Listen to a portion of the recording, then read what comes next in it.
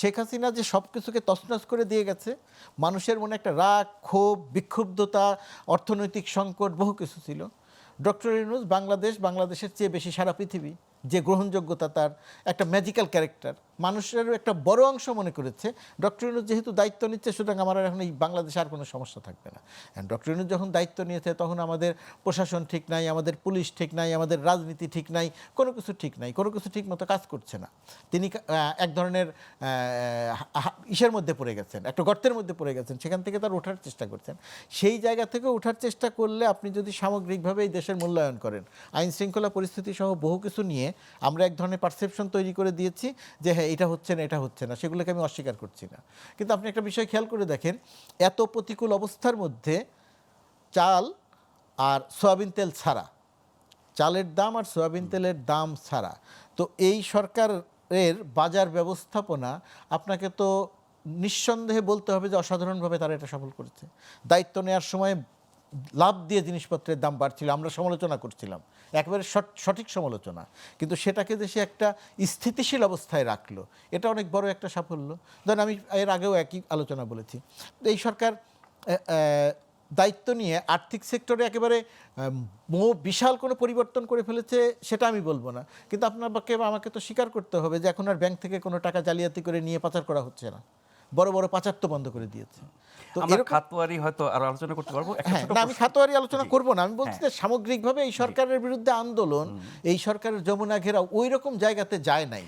প্রথমত কথা, স্বরাষ্ট্র উপদেষ্টা আমরা খেয়াল করে দেখি এ যাবৎকালে বাংলাদেশে আমাদের রাজনৈতিক জ্ঞান বুদ্ধি হওয়ার পর থেকে আমরা যতদিন যিনি স্বরাষ্ট্র উপদেষ্টা হিসেবে এসেছেন তিনি প্রায় একই রকমের সমালোচনার মুখে পড়েছেন বর্তমান স্বরাষ্ট্র উপদেষ্টা সহ মন্ত্রণালয়। আমি ঠিক জানি না, মানে আমার এটা বিস্ময়কর লাগে আমার কাছে যে স্বরাষ্ট্র উপদেষ্টা একই রকমের সমালোচনার মুখে পড়েছেন।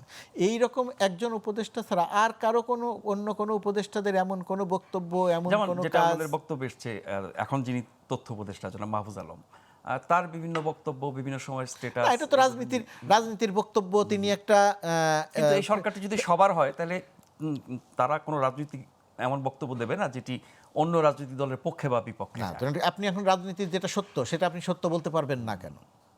এখন আমি সবার সরকার, আমি অরাজনৈতিক সরকার, ধরেন অরাজনৈতিক বলে আসলে কিছু নাই রাজনৈতিক সরকার। ধরুন আমি এখন সরকারের অংশ, কারণ আমি এখন সরকারের অংশ বলে এখন আপনি যা যা প্রশ্ন করবেন সরকারের সমালোচনার, এখন সব কিছুকেই আমি বলবো যে না আপনার প্রতিনিধি ঠিক না, সব কিছু ঠিক আছে। দেশের তো সব কিছু ঠিক নাই। শেখ হাসিনা সরকারের যত বড় বড় অন্যায়, অনিয়ম, দুর্নীতি ছিল, অপকর্ম ছিল, আমরা দেখেছি সরকারের মন্ত্রীরা, সরকারের দলের লোকজন এসে সেটার পক্ষে একটা সাফাই গিয়েছে। এই ফ্যাসিজম তো এইভাবে তৈরি হয়। তো আমি সরকারের অংশ, আমি সরকারের সমালোচনাও করতে পারি। আমি সরকারের সমালোচনা করব ওই জায়গা থেকে যে আমি সরকারের ভালো কাজটা দেখতে চাই। তো সুতরাং আমার কথা বলতে গিয়ে আমি কোনোভাবেই সরকারের ওই খারাপ কাজের প্রতিনিধিত্ব করব না, কিন্তু আমি যে কথাটা বলার চেষ্টা করছি যে একটা প্রতিকূল অবস্থার মধ্যে দায়িত্ব নেয়ার পরেও এই সরকার এখন পর্যন্ত যেভাবে দেশ পরিচালনা করছে, আইন শৃঙ্খলা পরিস্থিতিতে প্রশ্ন আছে, আলোচনা আছে, সমালোচনা আছে, এটাকে আমি উড়িয়ে দিচ্ছি না, এটাকে আমি বিবেচনায় রাখছি। কিন্তু সেটাকে বিবেচনায় রেখেও যদি আপনি সামগ্রিকভাবে দেখেন তাহলে এটাকে ওইভাবে আপনার অত দোষারোপ করতে পারবেন না। গ্লোবালি এই সরকার যে পরিমাণ চাপের মধ্যে আছে, ভারতীয় গণমাধ্যম এই সরকারের যে একটা ক্যারেক্টার তৈরি করার চেষ্টা করছে, কোনো ব্লগার এই সরকারকে যেভাবে পরিস্থিতি দেওয়ার একটা চেষ্টা করছে, সেই সমস্ত সব কিছু মোকাবেলা করে মোটামুটিভাবে নির্মোহভাবে দেশ পরিচালনা করার ক্ষেত্রে একটা জায়গাতে আমার ধারণা আছে।